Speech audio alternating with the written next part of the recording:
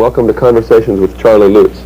This is the second part of a two-part show on the changing times, the trends of changing times. The last time we talked a little bit about the nature of time, where things were going into science and knowledge. And I was thinking about the nature of itself. I think it's best typified when you look for bread or cereal, and it says new, improved, just like the good old days. And it seems like we want to progress to the point where we're like we were in the past. And it indicates kind of a paradoxical situation with change, how to embrace changes. And Charlie, I guess not all change is good. I mean, there's some changes we'd do better without, and some changes we should try to hasten, I would imagine. Well, most all changes will only be for the good, as far as this new age is concerned. You see, the thing is this, we follow tradition in many things, but anything that's not realistic for the new age will not perpetuate itself. This is what it amounts to. If there's a particular tradition that is realistic for the new age, it will perpetuate itself. Many will not. Many things that we do, many ways that we have of doing things will simply not be compatible with the new way of so-called new way of life, or with the new age we're facing into. And there are many changes. We're seeing an enormous amount of changes. Every year, tremendous amount of things happen, tremendous amount of changes go on. Do we, some people were, when jets got bigger and bigger, though some people would think, well, that's really not the direction we want to go, because they're just noisier and noisier and bigger polluters. And they, we were standing in bus lanes and on highways stopping the SST from landing in New York. And it seemed like you were trying to stop a glacier. I mean, it seemed like almost the trend of the times. There wasn't much you could do to stop that. But when you do find changes that you don't think are good, do you oppose them, or simply... Well, what changes that you think are not good are simply changes that are in the, let's say, rudimentary stage. They haven't reached fulfillment or realization or the full potential yet. And certainly they're on the way to. And as an example, I firmly believe that in time to come, there will not be any place on earth that you will not be able to reach in 2 hours. And you'll be able to move a tremendous amount of people at one time. I mean, of course, the most we move now in air traffic is with a 747 with a 360 some odd people. But that'll be nothing. You move 3 times that many. The planes will be much more enormous. But we're going to also come into different means of propulsion. Very definitely. So we're going to, as I said earlier, we're going to begin to work more and more with nature and not contra to nature. Right now, we're working, you might say, contra to nature by force. We're going to come into a realization that there is a way to work in conformity with nature and utilize the force of nature in its own perfect way. A man wrote a book not long ago, maybe 71 or 72, Alvin Toffler, on the future shock, which I thought was a very good book, probably still readable and noteworthy today, about that things are changing so quickly. We've got to kind of learn how to deal with changes. In other words, I imagine when my parents were growing up, or their parents, that they would learn, let's say, the language, the English language, and it would stay pretty much the same throughout their whole life. But now we find new words coming in, and words that once meant one thing starting to mean something completely different within a period of 5, 6, 7 years. And dealing with this change can be quite a perplexing situation. How do we deal with the changes? Yeah, and also using certain expressions or certain words in the English language will get you killed. That's right. Today it's something of endearment. Yeah. And right. It's changed completely as far as the meaning is concerned. But people, things, they say, well, things are moving faster and things are happening much faster. Well, so they are, because the new age is here. It's not something in the future, not something way off, it's something that's here now. That's what we have to begin to realize. We've been dealing, as an example, with fossil fuels for a long, long time, and we're going to phase out of that. And this is what's happening to us now. We're forced to see human beings simply will not move unless they're forced to move. They always attempt to maintain a status quo. And in epoch and pressures when you're moved. Well, we're in the epoch right now, and the pressure's increasing, so we'll be moved. And we'll be moved very rapidly. Now, it's true enough that those who have come into this world, those being born into this world, will be of that nature. More capable of... More capable of handling this, much more so. There'll be more of that nature, because this is the mark of the age. Now, those who will... But those of us that are phase here out now, of here... Those of us that are here now, I think what Toffler recommended was to try to understand the future before it came. Maybe read science fiction or kind of keep your mind open as to things changing, which is one way of approaching it. But is there any way of making ourselves, I guess, more capable or more flexible or knowing what's coming? Well, the main thing is what we don't understand, and of course what we fear. It sets up tension, and we're worried with this, we're worried by a lot of unnecessary things, and we're not concerned enough with the things that are really necessary. But the point is that we have to have some means for inner calm, for inner peace, for inner tranquility, for inner harmony. This is why I say you have to go within yourself to find yourself. Now, when you begin to find yourself and you begin to infuse your own true self into your so-called outer daily nature, then this manifests. And you move much easier with the times, much easier. We're coming into a complete change, a complete new way of doing most everything. Politically, in the earlier show we talked more about scientific knowledge aspect. Politically, we're on the threshold of the 1980s now, when the tape is being made. I don't know how long they'll be showing the tapes. It could be already the 1980s. But political futurists are asking, are we coming up to 1984, like George Orwell talked about? In other words, a very structured military-type society where people aren't very free, or towards more of the possibility of utopia? What we're coming into, we're phasing out of what you just mentioned, and totalitarian government. What we're coming into is a type of life where you're more self-governed. The human has to begin to take the responsibility for himself and not fall back, someone else will take care of me, this attitude. You have to accept your own responsibility and for your own life. That's what it amounts to. Because this responsibility is your responsibility. It's something that you have to be aware of. It's something you have to deal with on a daily basis. It's going to be, people are going to be more aware of this. It's very interesting you mentioned that, because in the present time, early 1979, a lot of our political leaders are saying just that, as if they're preparing us for that kind of government.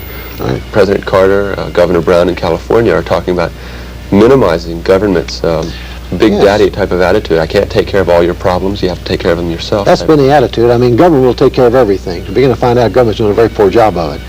And it's going to have to come back to where the people become responsible for themselves. Right. Now, it is true that where we have seen a manifestation of extremes, those extremes will vanish, such as extreme wealthy and extreme poor.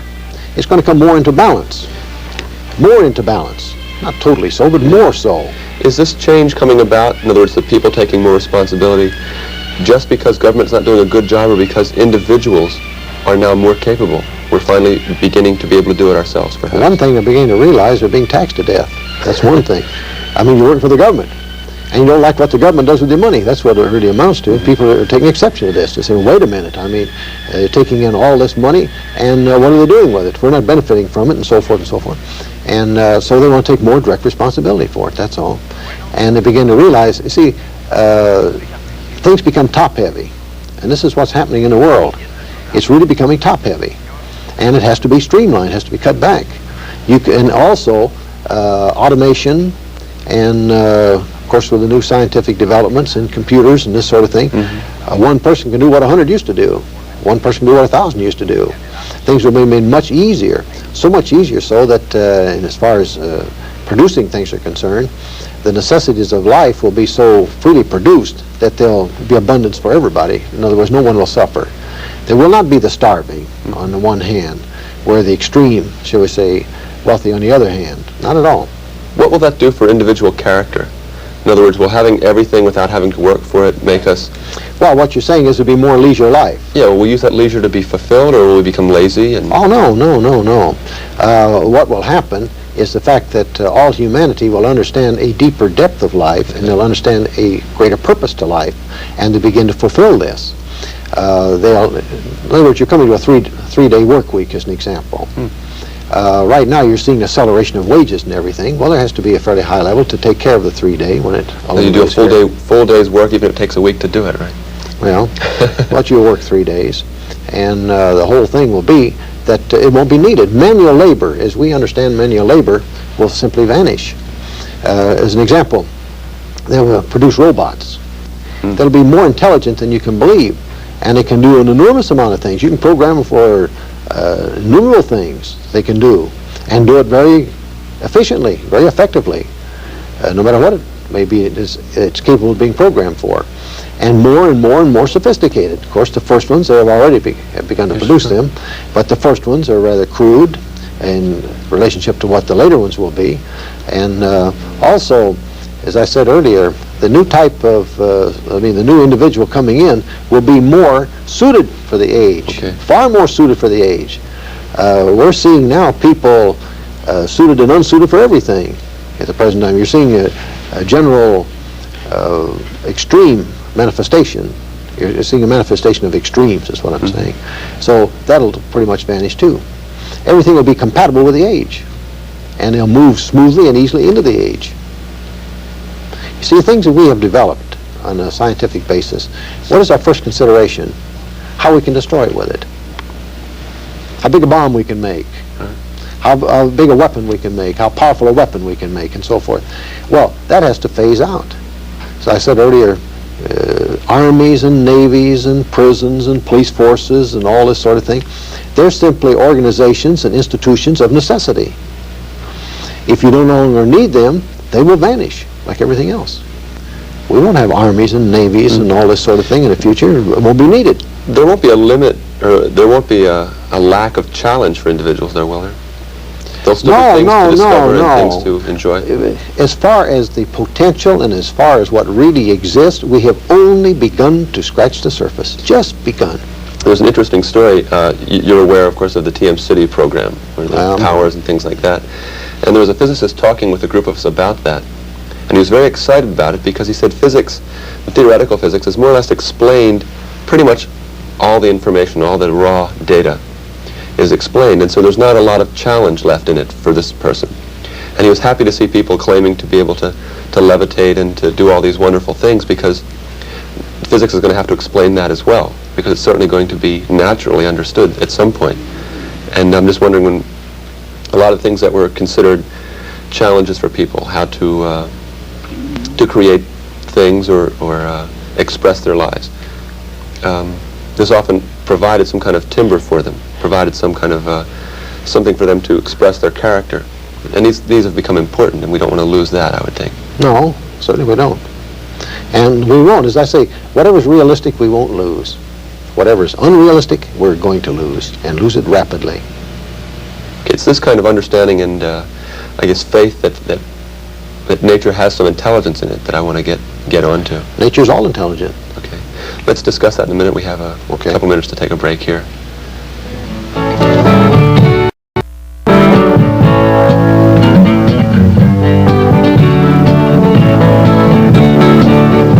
Charlie, some people would say that, look, for Christmas my son didn't get a little toy truck, or the daughter didn't get a little doll, but they got a little miniature computer, some little cold thing that blinks and goes beep beep.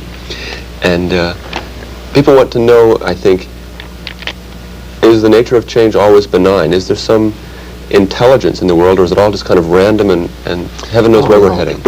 Extreme intelligence. The universe itself is intelligence. The human being manifests in a myriad level of consciousness, really.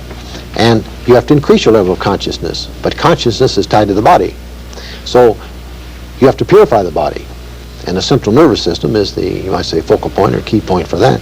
And you have to begin to purify the body or step up your consciousness. Now, everybody's locked in a level of consciousness, and you can't unlock them. I can't unlock them. You only unlock yourself at a point of recognition. The minute you recognize the fact that you need to know more, you need to study, you need to learn, isn't that unlocking your consciousness? Now you begin to learn, and you begin to increase, you begin to grow. That's why I say everything is growth. And this is the principal manifestation of life, is growth. So coming into the New Age, many, many things based on extreme intelligence will be manifested. For instance, cars will, in the very near future, begin to travel on air. And they'll have wheels, but when they go onto thoroughways or freeways, like from here to San Francisco, a control tower take you over. And a control tower say, well, now, your destination is San Francisco, okay, we'll take control. And you can sit there and read or watch the television or... Not have to worry about the guy in the next lane. Do whatever you wish to do, not worry about it, because you're under control. And when you reach San Francisco, and you'll travel at rates, in excess probably 200 miles an hour. And when you reach San Francisco or that area, the control tower will notify you, buzz you, and say, okay, prepare to take control, and you'll take over, and off you go, and away you go about your business. So there'll be tremendous changes. Now, as far today, everything crash, bang, boom, everybody runs into each other. That won't be. That'll all vanish. You'll have radar systems in the car, which will automatically, if you're coming, two cars are coming to an intersection, the one that has a right-of-way will go through, the other will break down. Or, if necessary, both of them will break down, whatever the case may be. Right. There won't be such a thing as blindly running into each other or swerving into each other, or you'll simply be controlled. The radar will take care of that. And also newer types of cars, certainly, and newer types of means of transportation. I think we can always depend on Detroit to provide newer type of cars. Sure. They have to be very careful that they're not too far out in front. That's the one thing. American people are very slow to accept. In various years, they have come out with a radical type car, and it didn't go over too well. It was too far ahead of its time. The Airflow DeSoto was one I remember. It was quite ahead of its time. And there have been others. But anyway, they have to kind of keep pace with this. Right. But things are changing so rapidly and so fast now. Things are happening in such with such rapidity. As I said earlier, disease and this sort of thing, they're a thing of the past. There seems to be a lot more awareness on the part of individuals of the need to keep the body strong, to keep it healthy. I'm thinking back in the 60s where there was a presidential commission set up on physical fitness. President Kennedy established that, and it was kind of to warn people or to let them know they should maintain a level of fitness. And now, it's not because of any government agency, but you see people all the time. They're running or playing tennis or whatever. Well, the body needs activity. And the fallacy has been that as you grow a little bit older, you become more sedative, quieter, but you're still eating as much, you see. And you can't handle all that. So you become bulk. And it's hard on the heart, it's hard on the system, it's hard on the glands and the organs and so forth. So we've been shortening our own life.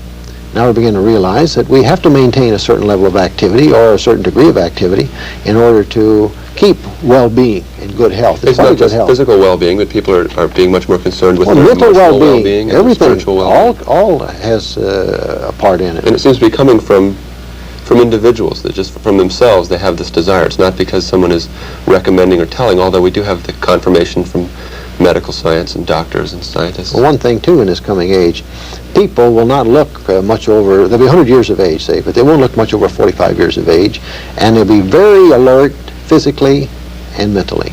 I mean, they'll be very, very active physically and very alert mentally, much more so than we've been. We've been killing ourselves. We've set up a process of dying, and we've really accelerated it. Now we're going to reverse it, that's all. And we're going to understand more about how we can slow that whole process down. They say that you slowly begin to die after 16 years of age, or at least 21. And some people, they really step that up, no end. And because of ignorance, they don't know any better. But they will know better. And people will live a different type of life. They will eat different types of food. They'll begin to realize that they need food that's fresh and food that's vitalizing and also delicious, nourishing. We'll have that type of food. We'll get away from so much of the food that or junk food, I guess you would call it, that's really been doing us in. And we're going to be more conscious of the need to take care of our own body. And if your body's in bad shape, so is your mind. You know that. Yeah. You've been studying or keeping your attention and being aware of the trends, how things are changing. And one of the things that certainly dominates news and a lot of people's thoughts is different groups of human beings and how they interact with each other. Peace in the world, things like that. And do you see that the current trends going towards, I know right now in Iran there's upheaval, and it's almost towards a more isolation rather than a cooperation type of thing.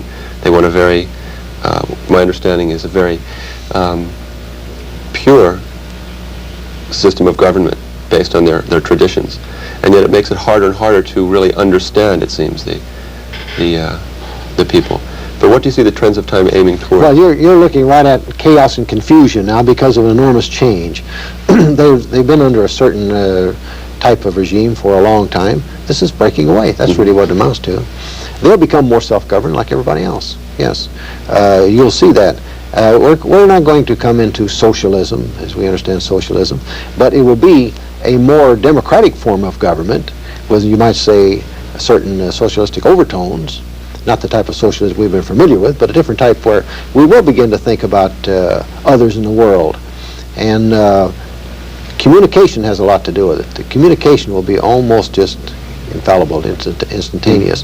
Where there's close communication in the world and where people are not in want, that's the great thing, then there's no need for discontent or for riots or for wars and all this sort of thing. Wars are brought on really as a matter of necessity because of separation, because of isolation, and because of want and need, and also greed. I want more and more and more. Greed's going to vanish. This is the one thing that has really been totally detrimental to humanity, and that's going to begin to vanish. It really will. The type of people that will be on earth will not be of that nature. They just won't be. That won't mean that initiative will be stifled. No. But it'll be a higher level, it'll be a higher attunement, higher purpose, higher concept. Also, we'll begin to realize that by changing our eating habits and by changing our outlook on life and our mental habits and so forth, we'll have a different outlook entirely on life. Plus the fact that we'll now be familiar with our inner self and our inner nature, and we'll begin to fathom our inner nature, we'll begin to express more of our inner self, and when you begin to express your inner self, it's an entirely different expression, that's all. It's entirely different. You know, the way people view life in the main is almost the opposite of the way life it is. Because really, it's like looking into a mirror, it's reflecting back at you. There's no clarity there. It's bending back on you almost immediately. Now we begin to see in the distance, in the future, far beyond. We begin to see things as they really are. And we begin to realize that we have a very, very great destiny as humans, and we begin to move toward that destiny. We'll have a much deeper depth of understanding of life from all facets of life. This is going to change immeasurably. Will there be something that brings that about? Very often when changes take place, it's because something happens. Either we learn how to smelt metal so they're very strong, and suddenly we have industry like we never knew before, or some kind of communication or a light bulb or something comes around which the changes take place. What kind of thing? I mean, well, there are breakthroughs, yes. Right. Breakthroughs, the point. But now the breakthroughs coming from all sides.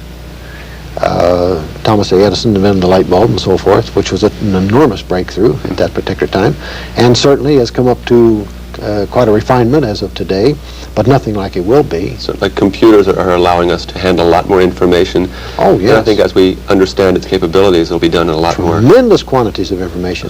In other words, you'll have computers in your home. Your whole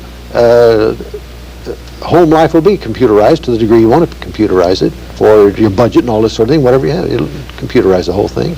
It all seems to hinge on the ability for the individual's consciousness to keep pace with the changes. And we're seeing gleanings of that direction, people understanding the need to develop consciousness. Just like you'll have video portable telephones. They've already invented the wrist telephone. You'll have that. Can be reached anywhere in the world. Bounce it off a satellite. You've got to get your clothes on and comb your hair before you can answer the phone or something. Well, whatever.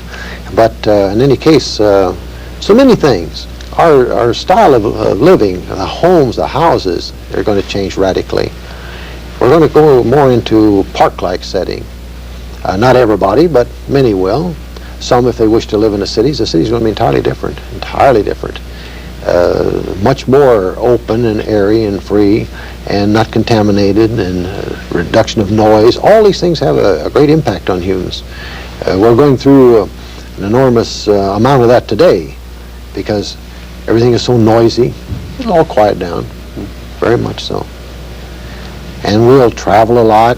We'll spend more time in beautification of the landscape and the earth. It seems there's kind of a parallel here that the more reach you have within the understanding of the mind, understanding of emotions, the more you go within, the greater your expression will be in external. The greater your expression will be. That's why it will be so-called a heaven on earth, because we'll express that. But we'll express it from our inner nature, not from outer nature. people be able to travel where they wish to travel almost instantly, go wherever they wish to go almost instantly. They want to do it that way. It is amazing. I know that I was reading an article in a magazine recently, and they pointed out a lot of the things that were considered science fiction-like are now happening. This Oh, sure. satellite sure. communication. So, Flash Gordon. so many of the things that are only in imagination now will be available in the future. So it will. Okay. Let's hope we live to see it. I hope so. Or some of it anyway. We are seeing it now anyway. Okay, Charlie. Thank you very much. We've run into the future head first, and we've Okay. reached at the end of our allotted time. Thanks for joining us. Thank you.